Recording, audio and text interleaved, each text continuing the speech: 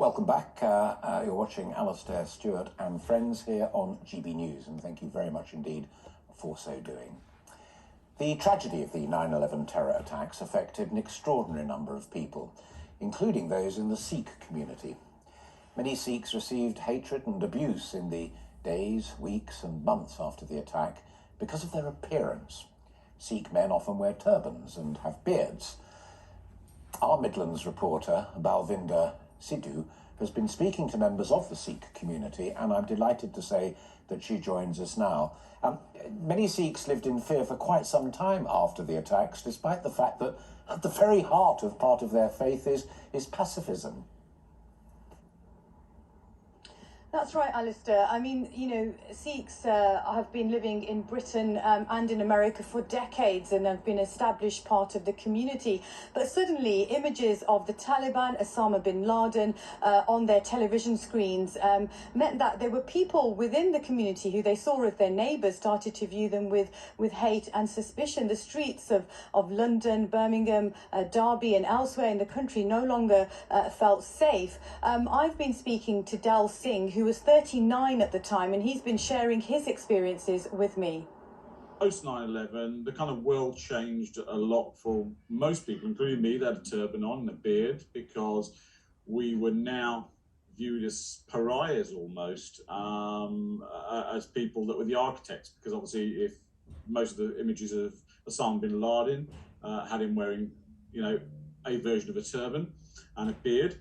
And so people would often equate the two. And for me, the day after 9/11, when the world was still rather raw, I walked off a train outside King's Cross Station, and I heard somebody just scream "murderer." And it's London, people are nuts sometimes, and so I didn't think much to it. And then realised that it had been aimed at me. And as I got into a cab, realised somebody walked past and spat on me, and there was phlegm running down my suit. So it left me feeling kind of like, wow, what more is going to happen?